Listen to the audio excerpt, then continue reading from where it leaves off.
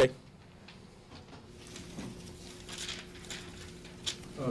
Speaking not about any play in particular, but the flop in general in college basketball, watch a lot of games, and it seems like guys get rewarded for flopping. Or if they just stand their ground, maybe it's a no call.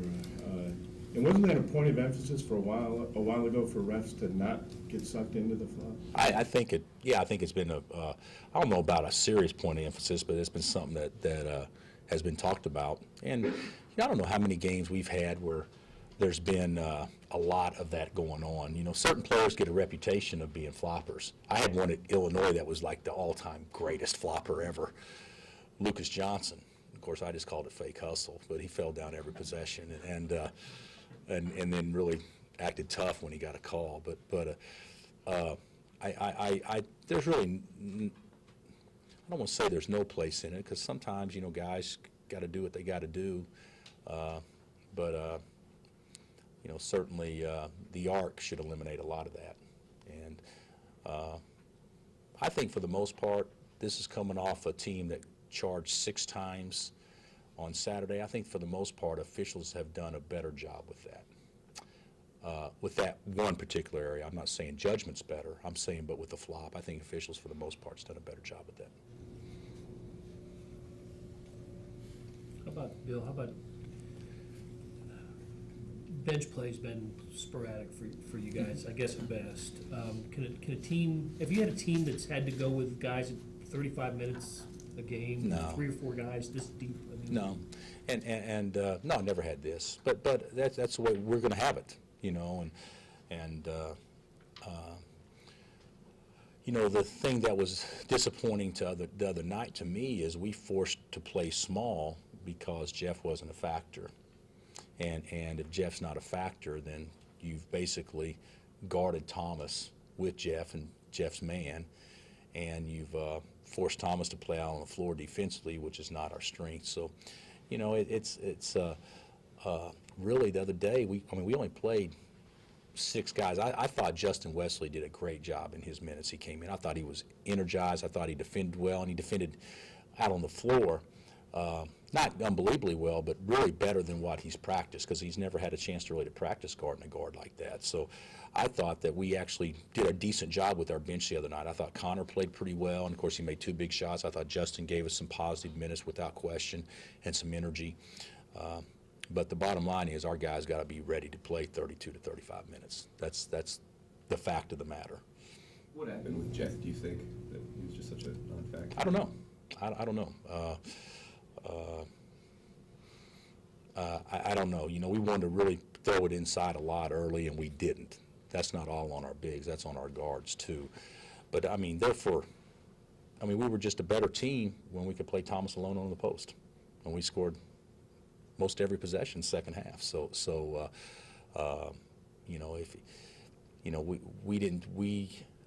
How's the right way to say this? Their matchup didn't take advantage of us, but our matchup certainly didn't take advantage of them. That's probably the best way to put that. Why do you think your guards weren't able to get it inside? The first half? The thing about it is with basketball, and you can go into it having the best of intentions, and sometimes the energy level, excitement level, you can get kind of sped up sometimes, and I think we were a little impatient early. I also don't think Thomas demanded the ball early. I don't think Jeff demanded it at all early. But the second half, we settled in and did that. Got a lot better. Also, if you notice, if you really studied the game, they didn't guard us on the perimeter the first half. It's hard to get inside if you got everybody around the guy. So the best way to open it up is to make a shot or two. So it wasn't like a guys not playing well. It's just they did something to also take that away there for a period of time in the first half. Well, you guys have been real good about not losing back-to-back games. Having good players is probably a big part of that. Do you see this team having some of the same maybe mental characteristics that have helped teams bounce back in the past? If you're talking, yeah, I think so. I think our team's pretty tough. I'll be honest, I'm glad we're not playing today.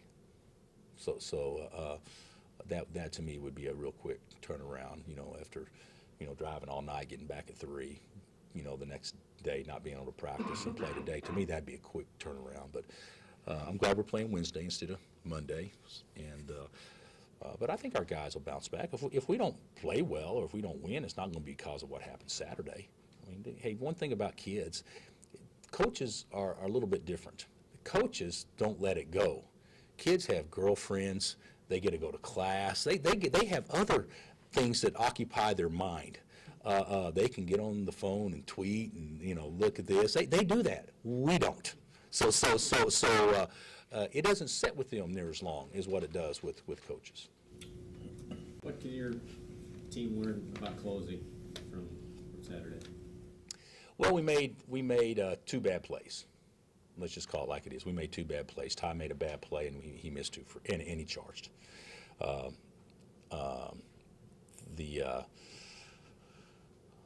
than that, offensively, we didn't make any bad plays.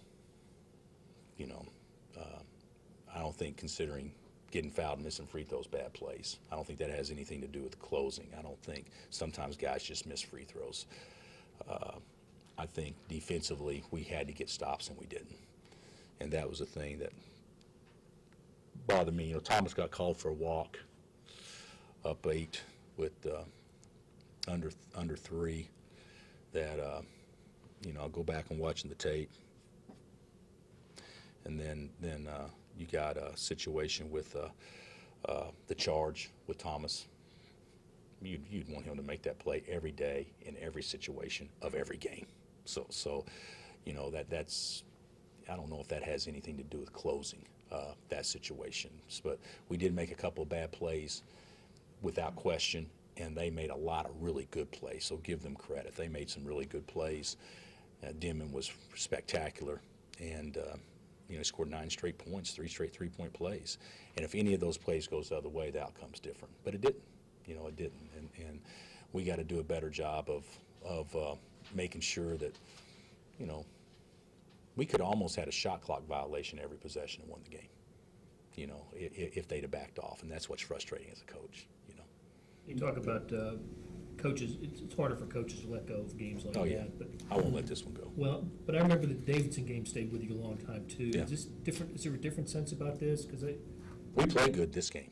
There's 3 things, and I said this after the game, and I actually hadn't thought it out, but looking back now is one of the few things that I actually said that is kind of smart. 3 things we left the game with. A, they're really good. B, we got to close. And C, we're really good. So those are things that I left out of there. Against Davidson, they're good. We stink. We're soft. We don't care. We don't like each other. There was a lot of things with that when we left that. I don't feel that. If anything, I feel like I'm leaving out of Columbia thinking, hey, we got a chance to have a really good team. So it's a totally different feel. When we left Davidson, my deal was we may not win a league game. So that's kind of a big difference to me. I see a lot of positives in leaving Missouri. I didn't see any positives in getting our butt beat in Kansas City versus Davidson.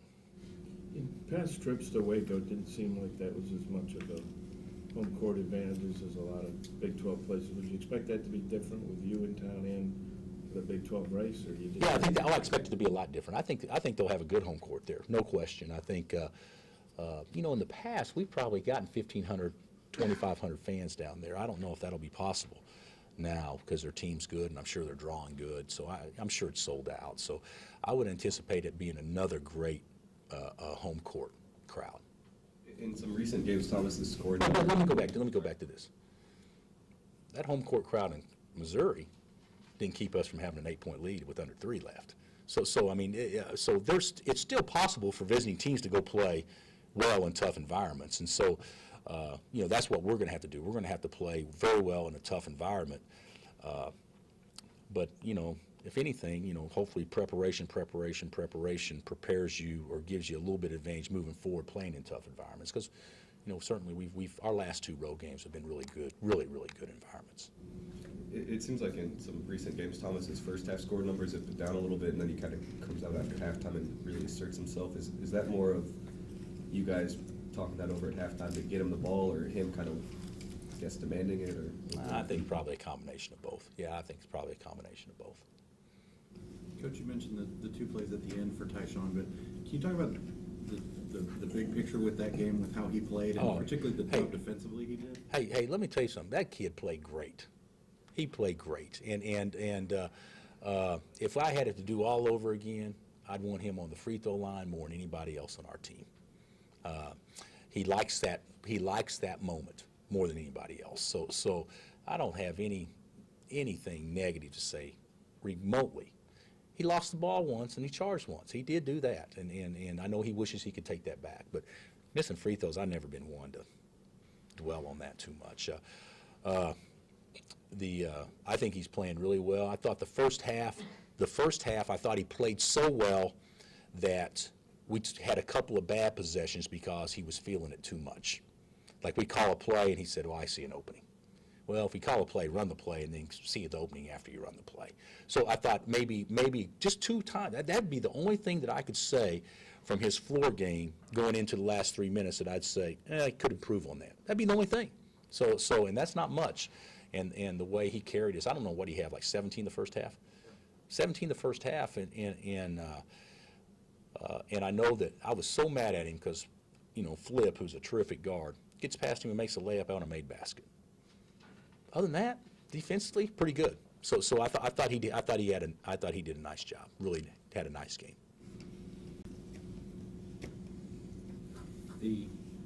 Whenever people describe Baylor, they say long. But I know on the conference call today, you talked a lot about Jackson's impact and how he runs that offense. Is he kind of an X factor for them this year? They've always been big, but has he really been the key to? Oh gosh, yes. I think he's the thing about it is they are long. Hayslip can make shots, and Walton's a good guard. There's no question. But what makes them different is at 3, 4, and 5, they're 6'9", and they're long, and or 6'9", 6'10", 7 foot or whatever, and long.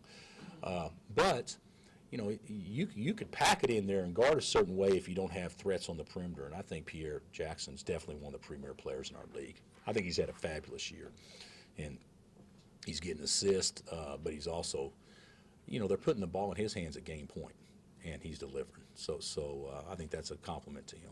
Did Tyshawn do a pretty good job on him last time? I didn't think so. He still got double-double. So to me, when I say no, I mean that's probably coming too strong. We got to do better. Let me just put it like that. We got to do better. From their perspective, I guess tied for the lead and they have you guys coming to their place. Do you like coming back with a game like that right away, or would you like a little bit of time to? Since this is the way it's scheduled, I love having a game like this going there. So. After Jeff's performance on Saturday, you're probably going to need him against such a lengthy team like Baylor on Wednesday. What are you telling him going into this game? I haven't talked to him yet. That's the one thing that we always have these press conferences a day too soon, because I hadn't even talked to my team about Baylor because we had to give him a day off yesterday. But I'm going to tell him that we need you to be show him tape of the first game, and hey, we need you to be a factor and this and that, and he'll do it. He'll do it. I always think big guys that are really big play better against guys that are big. I've never thought big guys play good against little guys. You see that all the time in high school basketball. I mean, all the time. A big guy can dominate a big, but he's playing against smaller guys, and guys front on, put their butt on their knees and all that stuff, and it kind of just throws them off a little bit. And I think that this is something that Jeff will play better playing against tall guys. What does Baylor do best?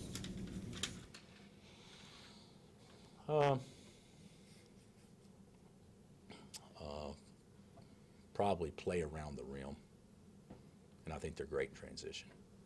But I mean, as far as taking a missed shot and turning it into easy twos, things like that, I think they're really good at that. And I think they're really good in transition. All right. What delicacy do we have today? It's pizzas, and they were supposed to be here 3 minutes ago.